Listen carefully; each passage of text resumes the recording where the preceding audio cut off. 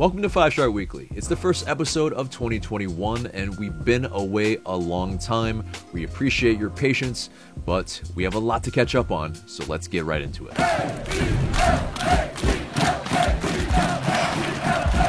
Before we get into it, become part of the notification squad by hitting the bell next to the subscribe button on YouTube. This segment is sponsored by Thinking Man Tavern, a cozy Decatur neighborhood pub. Grab a tasty beverage from a wide variety of selections and a plate of something delicious from the menu.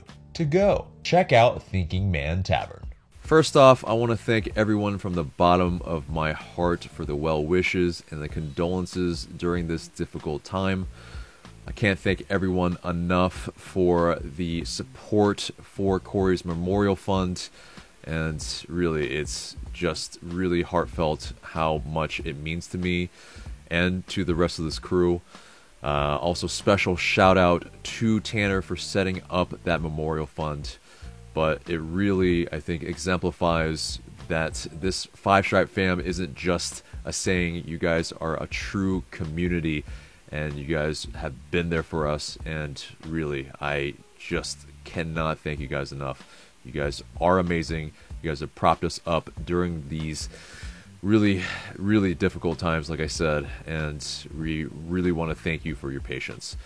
But with all that being said, let's get into the news and back into the swing of things. So, first up is that the Atlanta United preseason start date has been confirmed. It's January 25th, and the MLS season will start on time.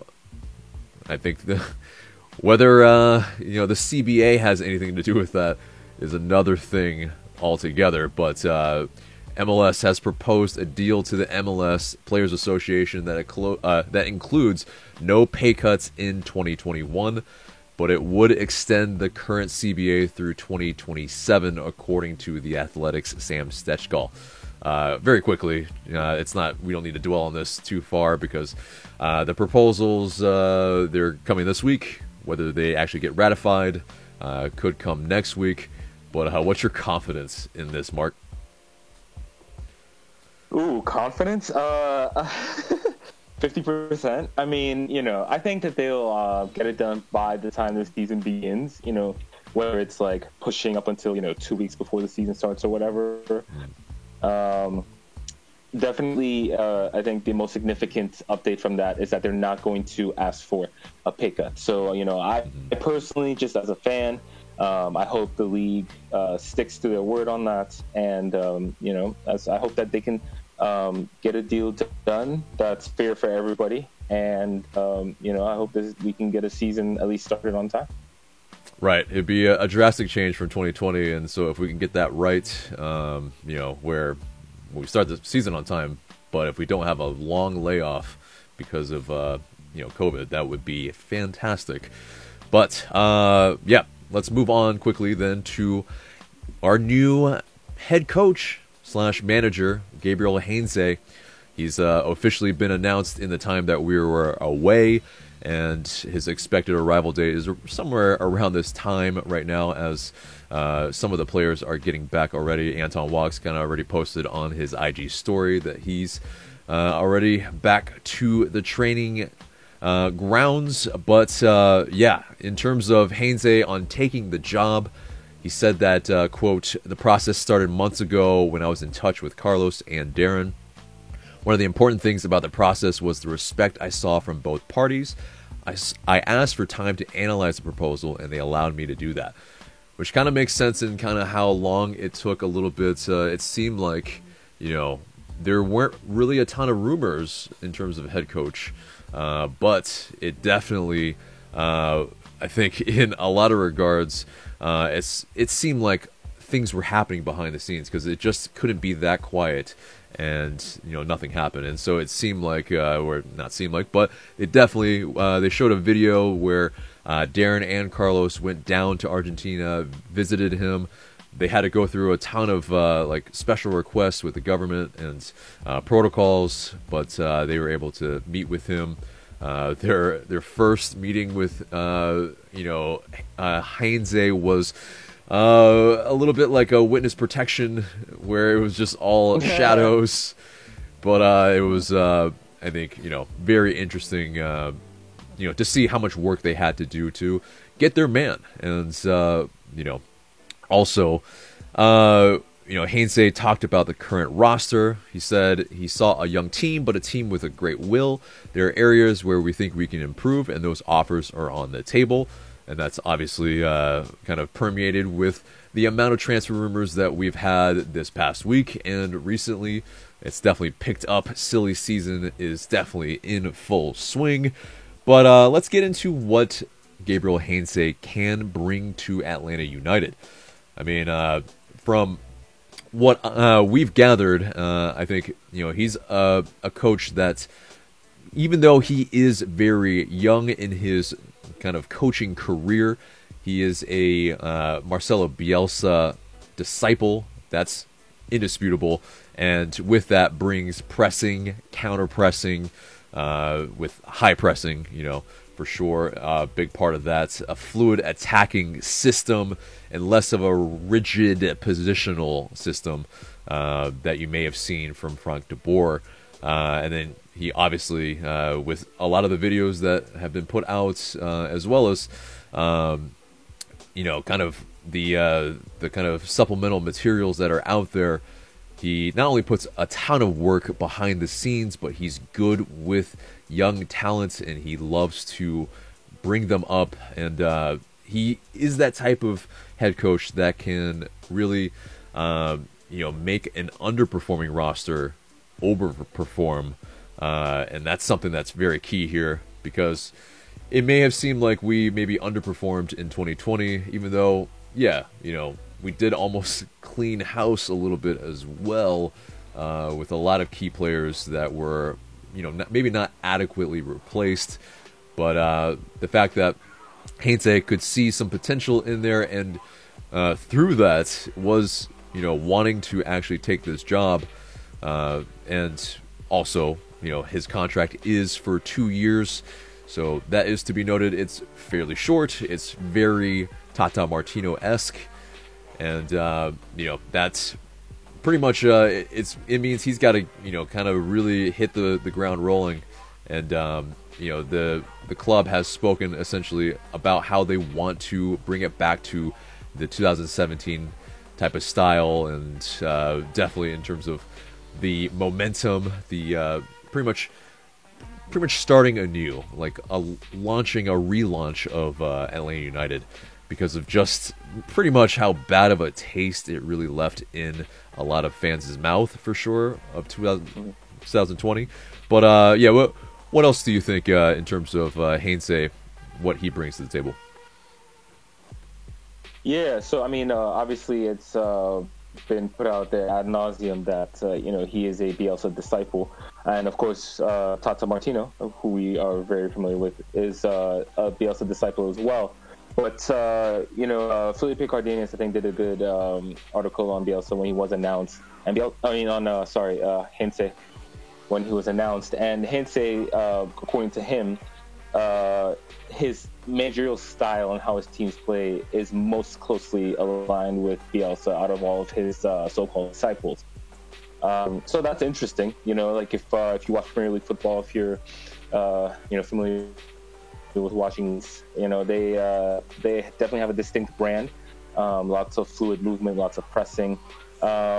Leeds themselves aren't great defensively. I think at the end of the day, they do have some championship level players in that team, and so that's always going to be somewhat difficult to make that jump. But for a team that's made that has less than a year into the Premier League, they're kind of holding their own fairly well, I think. And so, but to bring it back to Hainsey, yeah, I mean,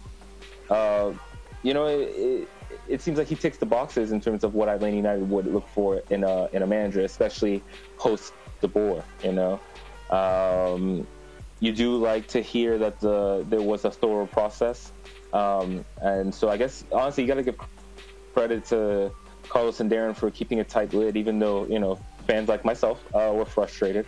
It shows that they do they do understand what they're doing. One of the criticisms that I've heard of Bocanegra is he may not be the best. The people wonder how his maybe man management, I guess, you know what I mean? Yeah.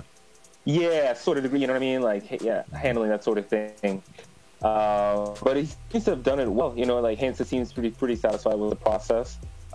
He seems like he's gotten a chance to analyze the roster, which I think is important. Another complaint that we've heard is that Elaine and I we're making personnel decisions without having a manager in place. But if they were talking to Hansa and they had a good feeling about him, then these moves, I think you feel better about. They make a little more sense. So.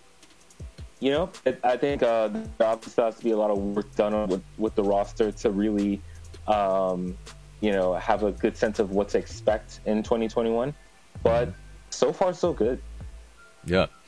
And so he also has a few ties to Atlanta United. We talked about Tata Martino, of course, as well. But also Franco Escobar in 2014 played with Newell's Old Boys. And, of course, as well, Gabriel Heinze. And, Escobar, he did mention, quote, "I was lucky to have the Gringo," that's his nickname, "as a teammate, and I learned a lot from him. He always told me to look for safe passes. Gringo Heinze is my inspiration. He explained defending to me, gave me peace of mind, and I learned a lot from him." I think that's very apparent in the way that they defend, very much so. There is a lot of shithousery as well. There are some two-footed tackles that people have seen from Heinze's highlights and stuff like that as well. But yeah, definitely they're cut from the same cloth for sure. They're guys that are very passionate, very fiery. A lot of times, no nonsense in some ways, and also very versed in the dark arts.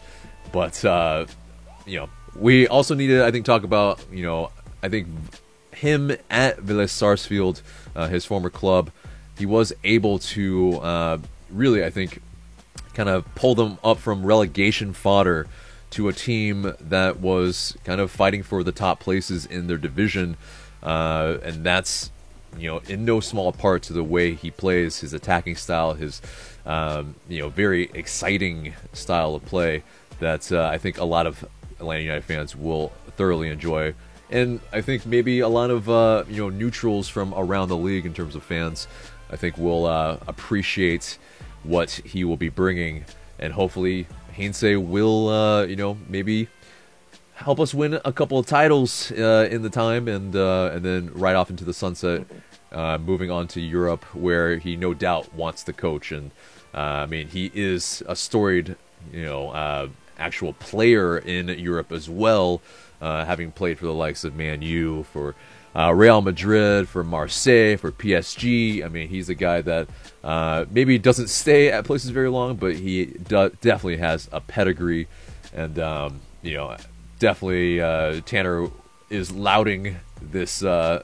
signing for sure, as he did in the pretty much rumor video. But he's a guy that's, he's played under some of the best coaches around the world. This is, I think, just something that, in terms of what to expect, you almost, like through osmosis sometimes, when you're, playing under some of the best coaches, you kind of, start to pick up on a lot of the, the mannerisms, the way they coach, and it's just, I think, very apparent here that he's trying to kind of model after some of the best ones. None other more apparent than Bielsa, like we mentioned. But I think a big part of his system that we do have to mention is that deep-lying midfielder that, is the number 6 called in Europe, number 5 called in Argentina. But it's crucial to setting the tempo for Heinze's side. And so we will be, I think, talking very soon in this episode about someone that's linked to us that's very exciting as well. So let's move on to a report by Felipe Cardenas of The Athletic saying that Paul McDonough, our former VP in our championship years, will return to Atlanta United. He, will probably take over the soccer operations again, and will kind of take on that similar role. Is a super club coming back, Mark? Are we making the right moves to get us back to where we need to be? In terms of Paul McDonough, I mean, he's fine, I guess. And he's done a little tour, a mini tour around the league, but obviously he had good, solid success in Atlanta. I think the structure is the most important thing, right? Mm-hmm. So Paul getting to get back together with Carlos and Darren, they might have a good chemistry. They might work well together as a team. Yeah, I mean, it's a good sign bring back somebody that's familiar with the organization. Somebody who maybe might be good with the numbers, which is key in MLS. With the the whole roster mechanisms. So, yeah, I mean, why not? Yeah, and it seems like maybe Inter Miami, he was maybe kind of internally maybe disagreeing with the ownership and the leadership up there. So him getting back to where he helped set up the training grounds. He was active in the collegiate scouting, free agency. I mean, he oversaw a lot of the construction of our championship team. It's I think a good thing to see him back for sure.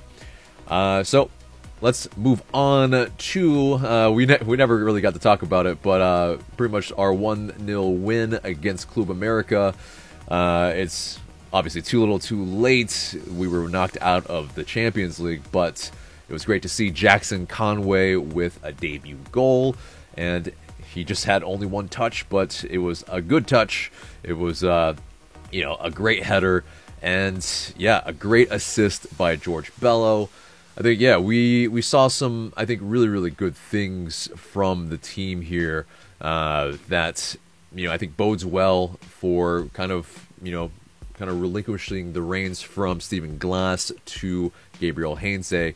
Definitely our best performance of the year, I would say, against a side that maybe, were mailing it in because they had a 3-0 lead that they were pretty comfortable with, but still, either way, it's a good win. It's it's a good performance, and that's really all we asked for from the team, especially having 20 plus or more days off from our last game to to our penultimate or from our penultimate game to our last game of the season. And I mean, that's good to end 2020 with a positive for sure there. But let's move on to Atlanta United's kit leak. We are getting a new primary kit this season, but the news hasn't been about that. It's been about the third kit. And that third kit is going to be a quote-unquote Team Maroon, says Footy Headlines. But it could be more so like a burgundy, however you want to call it. I mean, they put up a little mock of what it could look like. For me, it's got a lot of Highbury Arsenal vibes, which I'm very happy with. Because that's, it was a pretty good season. I mean, that's... Mark is given the whole Borat X-nay bit, but I think it's a good color, and I think it would be a good little alternative to what we're used to. What do you think of not only that, but kind of the new burgundy training tops with the long sleeves, with the sleeveless? What do you are you vibing with it? Yeah, I mean, I really do like the. I always like. I think Atlanta has good training tops. Like I already have a couple of them. So the one you're wearing. I imagine myself. Yeah, exactly right. Yeah, this is an example. Right. The sleeveless would be a good call, especially if we are able to go back to the stadium safely this summer. You know how hot it gets. So being in the Gulch with the sleeveless might be a good call. But I'm excited about having a third kit in general. I hope it's not too typical or too boring. I hope they do something a little bit different with it. If you're gonna have a third kit, I think you should be a little bit adventurous, with the style. So, but we'll see. I'm excited. I mean, let's see if they get my money for it. Right, and obviously we're one of the best selling kind of teams in the league in terms of kits we're only one of a few that are getting third kits, and I mean, I think with good reason. We're, we always sell out of the the parlay kits as well. So I mean, I think there's good reason why they're doing that. I would like to see more texture than what we're used to with kind of the more the primary and secondary kits. That there's kind of a lack of adventure, I think, in a lot of it. And so I agree, there needs to be something, if there is, more of a solid burgundy, make the texture really, really different. Maybe even make it shiny with some gold or something like that. Of course, though, they've already decided all this, and so they don't need our input. I think a year ago is probably when they actually decided when to do this. So, but let's move on to Eric Lopez, who is officially on the first team now. It's kind of been an arduous process for him to get to the first team. He was signed in July, and he had to be signed to Atlanta United 2 because of roster mechanisms, but he is finally on the first team. But he was able to play against Club America, and he pretty much kind of played that kind of floating 10 role, or maybe second striker. How did you, think of his performance against Club America? So unfortunately, I was not able to watch that match, so I can't really give, my own personal assessment of what I thought. But I mean, from everything that I've read and from the people I've spoken to, Lopez was pretty solid. He definitely seems like a player with a high ceiling, and I mean, he is an exciting prospect, especially for Atlanta United's model of getting top prospects from South America and transferring them to Europe. So, we know what Roque Santa Cruz has said about him back in Paraguay. We know that, Paraguayan football media in general rate him highly. I mean, I think it's a good sign, somebody who can have that type of showing despite really not being able to play before for half a season. Right, exactly. Hopefully he's able to get good chemistry with Joseph and the other attackers, and maybe he will be a key contributing as soon as next season. Yeah. I mean, I think for me, having watched the game, he was a guy that was, I think, always available, always trying to make something happen. Very forward thinking with his passes. And a good eye for goal, like we've seen in the highlights, but also I think in the game a little bit. He was definitely someone that was always trying to make something happen and looked very dangerous in the box. So I think he's someone that bodes well for the future for Atlanta United. And like Mark was saying, with the ethos of bringing guys that are younger, we can, I think, grow him, and he's got some potential as a sell-on type of player for the future. So moving on, so it was our leading scorer from the past season. He was moved on, John Gallagher. He was sent to Austin FC, the new expansion side, for $225,000 in general allocation money. And, I mean, obviously there were a lot of people that were up in arms. I mean, he had done really, really well for us this season. And, I mean, I think he had 4 goals, which isn't like a really huge return. Obviously, it was great for kind of the shortened season, but also when we were so anemic in front of goal. But he was a guy that brought a lot of energy, could play multiple positions. And, I mean, I'm personally sad to see him go, but it makes sense when we have the likes of Eric Lopez, who has higher potential, and also other guys that might be brought in. It's kind of sell high and make your money here, and it's maybe not the worst thing, but it is definitely a little bit sad, because I think a lot of fans kind of grew accustomed to seeing him in the lineup in the latter part of 2020. But let's move on to Mikey Ambrose, who has signed back with the team as a backup. It pretty much seems like wherever Mikey Ambrose goes, Paul McDonough goes. They've seen they've pretty much been at the club together with Orlando City, with LA United, with Inter Miami. It's kind of crazy. They're almost like conjoined at the hip. It's we probably should have saw this coming when Ambrose signed, but as a player, I mean, Ambrose, he provides that backup depth. Whether he's going to provide anything more, I mean, he's, I think, experienced enough. He has been, I think, proven as good backup. I think anything more than that, we're expecting too much. But I think, him filling in here and there is a solid move. He's proven that for us in previous years. Now, moving on to a rumor from Big Bad MLS, George Bello was reportedly eyed by several German clubs, including Borussia Mönchengladbach, who, I mean, that's a club that's doing really, really well in Bundesliga, and it's one of those where if he did get kind of brought over there, that would be a huge move for Bello. We'll see the plausibility of that. It seems like, more so we want to keep him for one more year. But, there was the, of course, left back that was selected in the re-entry draft, Andrew Gutman from FC Cincinnati, who we actually traded some assets for to move up to this first pick.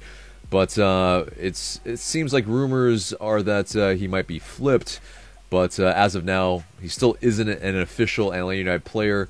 We have his rights, and whether somebody around the league will want him, or, I mean, he's on loan from Celtic, the Scottish club. So it will be one of those things. We shall see what happens with that. It may just be some kind of backup in the roster in case some moves do happen. But speaking of George Bello and also Miles Robinson, they have both been called up to the U23 U.S. men's national team. The January camp will begin on January 9th and go from the 9th to the 24th at IMG Academy in Bradenton, Florida. So congrats to the youngins. They definitely, I think, deserve it, but we are definitely hoping that they do not get injured. Hopefully they do not run some wind sprints after games when they don't need to. Looking at Miles Robinson and whomever is going to be, Jason Kreis. Jason Kreis of, a little bit of Orlando City, kind of previous years. Hopefully he does not sabotage our guy here, or both of our guys. So, hopefully they do come back healthy. So, let's get into the big transfer rumor of the week, and it is Moises Caicedo of Independiente del Valle in Ecuador, who's also a Man United target. But Roger Gonzalez of CBS Sports says that the 19-year-old Ecuadorian who plays central midfield has been offered a transfer to Atlanta United, and Transfer Market has him at a 5.5 million market value, so it's gonna be around there. But according to Radio La Calle, they have said that we have pretty much put in the best offer, financially the best by far, and so very, very interesting indeed, as some other European clubs are in the mix, including Chelsea, Mark, and also Everton has been floated out there as well. This could all be posturing by Independiente del Valle, but it's one of those things where they're trying to probably get the top dollar from whomever. And so that's totally fine, but this player, this 19-year-old, is a tasty one. He has been kind of bandied about as, at least by Tim Vickery, who knows his South American, leagues and prospects. He's been touted as the real deal Holyfield, even though he was talking about his move to Man United probably being the most likely. It seems like, there are some conflicting reports, but I think there definitely is a bidding war, at the very least, for his services. Whether we can facilitate this move by maybe buying down Marcelino Moreno, that's according to James Knowlton of World Football Index. Whether we could do that or persuade him with Gabriel Heinze as the head coach. Either way, it's I think a big move, because he's being touted as one of the biggest kind of box-to-box defensive midfielders in terms of prospects around the world, and this would be a humongous get. But what have you seen from not only the reports but also the video of Caicedo? Yeah, I think the Tim Vickery's comments were definitely out to me. He was very complimentary about him. Called him intelligent, strong, cool, a wonderful athlete. And I mean, when you watch the highlights, and obviously big caveat when you're only watching highlights, but there's one video in particular I think Scout Nation does, and I think Scout Nation does a good job with these, where you kind of get a sense of what his overall game is. And, his positional sense seems pretty solid in the midfield, kind of the ball. And I like seeing that personally, like players who run well with the ball. He seems to be able to turn players, seems to be able to feel players. I think also the fact that he's already been capped by it's Ecuador, right? Yeah. The fact that he's already been capped by Ecuador as a 19-year-old, I think is a significant step, because they're, players that play for, as I said before, players that are playing for their team in South America, in most cases, or are often in Europe, and so, or Europe level type of player. And so, if European clubs are looking at him now, I mean, that the jump from that league to, like, let's say Premier League, for example, would be a big one. But if you were to come to MLS a season or two, and then European clubs would still scout him, because as we've seen, like, European clubs are scouting MLS players, domestic and foreign. So this could be another opportunity for Atlanta United to bring in a high ceiling prospect and somebody who can help in the short term, help the team win, and also raise the team's profile in terms of the global transfer market. So it's based on the highlights that I've seen, he's pretty exciting, and based on what I've read and heard, I mean, it's kind of hard not to get excited. I mean, just looking at him, you get shades of like Darlington Nagbe, but I mean, and he likes to have a shot too, which that's always nice when you have a player who can contribute with maybe 5 to 10 goals over the course of a season. I'm not expecting to be a main goal scorer coming out of the midfield, but if that's something he can do, that would be great. So excited. I'm definitely excited by the prospect of Atlanta United, even being in the mix here. Yeah, that would be a tremendous return from a person playing box to box or a little bit deeper. I mean, 5 to 10, wow, that would be insane. But that would really, I think, help solidify a lot of areas in our team. And I mean, there have been pretty much like reports out there as well that, I mean, he would pretty much solidify our entire midfield. He pretty much does everything. Yes. He's all action. He loves to get stuck in. He's got a good diagonal ball from what I've seen. Good awareness on the pitch, defensively and attack-wise, unafraid to shoot from distance. I mean, he's a guy that if we bring him in as a DP or as a young DP, either way, I mean, he's a guy that's, obviously highly touted, obviously also not only highly regarded, but a lot of teams want him in top teams. I mean, pretty much arguably the most famous club in the world, Man United. I mean, you're welcome, Tanner, for that plot it there. Very complimentary, man. Very complimentary, but I know I should probably cut that out. But it's one thing I want to say. Yeah, go ahead. Yeah, as we know, 2020 was a shambles. I mean, I'm of the opinion, I've said this before, that going into 2020, we lost our two best players. We lost Joseph to injury, and we lost Darlington Nagbe in a trade. And, you know, we know Joseph is coming back. We know we have Eric Lopez there. But I think midfield really needs to be pretty much rebuilt if Atlanta United are going to have success going forward. And so, you know, they bring in Marcelino Moreno. He's shown some good stuff. And Caicedo, you know, would be, I think, a tremendous acquisition towards that. Exactly. Absolutely. So, you know, if that happens, we shall see. That is an ongoing transfer rumor for sure. But a previous transfer rumor was from Felipe Cardenas of The Athletic, Boca Juniors central midfielder Agustin Almendra. He was linked with the move. He is 20, and he had fallen out of favor with the current staff due to holding out. But, yeah, not much has come from that in the past weeks. But Almendra would have been, I think, a tasty guy to bring in as well to help solidify our midfield. But I think when you look at Caicedo and then Almendra, I mean, there's, I think, a pretty stark difference in terms of, like, okay, this is, like, really, really, I think, someone that has a high potential, and versus a guy who's like, I think, a good, decent prospect that would help change some things. But I'm very high on Caicedo, clearly.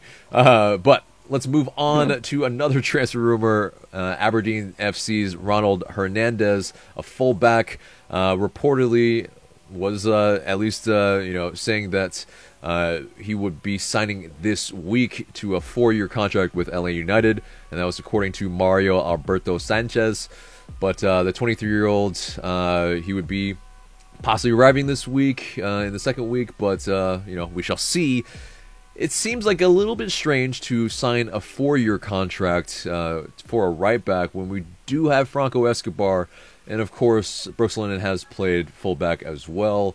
We're kind of unsure of what system we might play, but probably with Hainsey, it's probably going to be a 4-3-3, or at least kind of, fluid-wise. There could be wingbacks in that. But does it kind of strike you odd a little bit why we would make this move for Hernandez? So there's two things that come to mind. One, they may be looking to replace Brooks Lennon. The other thing, I mean, I'm not sure. I really don't know. I think Brooks Lennon is good, and I would rather keep him. But if he doesn't fit what Hensei wants to do, then fair enough. I think the other thing though is that Franco Escobar started a couple of games at center back, and he even said after one of those games that he came up as a center back. I wonder if he played center back with Hensei when they were teammates, and so. Maybe Hensei sees Escobar as a center back. I don't know. I would love to see a pairing of Robinson and Escobar. I think that those two players combined will offer you so much in terms of your central defenders. So that's those are my theories. I mean, I would like to see that, me personally. Yeah, and yeah, it very well could maybe in that regard. So it would make a little bit of sense. The reviews of Hernandez weren't glowing, but it is one of those things when he pretty much, I don't think, fit the system at Aberdeen, so he pretty much didn't get a lot of playing time, and maybe if he did, he wasn't maybe showing out like he maybe wanted to, so, we need to take all that into account as well. But moving on from that, for a debunked transfer rumor, but we'll mention it anyway, Jurgens Montenegro, a 20-year-old forward from Costa Rica. He was said to be leaving for the United States to take his medical, but then it turned out to be that Montenegro came all the way to Georgia to re-sign with his agency, and he even followed, our Instagram account and everything. I think he was just maybe excited to see all of the hoopla around him, but it seems like it was just a lot of smoke and nothing actually happening. So, it is what it is there. But, yeah, let's move on to some of the more kind of odds and ends. Marcelino Moreno, he recently got married this past weekend. Congratulations to our new boy. They tied the knot in a small ceremony in Argentina, and now his family can join him in the States now, which is usually what our Argentinian players have done. I think you've seen a lot of these players do that. Barco, comes to mind. Pete also comes to mind. A lot of players, they kind of like to sort out their home situation kind of as soon as they can, But moving on to another odds and end, Jürgen Damm. He met with Salt Bay, and he's been globetrotting since the season ended. And when you're in Dubai, I mean, you might as well sprinkle a little bit of salt and pretty much get some ridiculously sensual meat in your stomach. But because have you seen that man cut meat? I mean, there's something about it that is wow, But AJ, do you need some water? I think I need to dab my forehead a little bit. I think it's it's getting a little hot in here. But anyway, let's move on to Brazilian esports athletes are pretty much our EMLS side. With Paulo Neto, he is representing our club again in the 2021 season. He finished the season last year #1 ranked on PlayStation FIFA in South America, and slew of other plaudits. But we are also adding another local esports player in Enzo Dominguez, who will compete in the opening EMLS League Series event as well. So we are adding to the coffers in our EMLS team. So that's great to see, I think, in my opinion, because I think EMLS and esports in general is only going to get bigger. And so you want to see Atlanta United kind of make the strides in those kind of arenas where I think it will only grow the brand. So pretty important. So that pretty much does it for the show, except for the question of the day. And so the question of the day is, what are your expectations of Gabriel Heinze and what he can do for us? Guys, let us know in the comments below. We are very interested in seeing what your opinion of Heinze is. It's been mostly, I think, positive, but it could also be a little bit, back and forth. There are some people that don't quite believe in Heinze quite yet, so we shall see. So, guys, also, I want to take this moment to dedicate this episode and all subsequent content to the co-creator of this channel, Corey. I love you, I miss you, and it's difficult every single day, but yeah, enjoy bliss in heaven. Love you, Corey.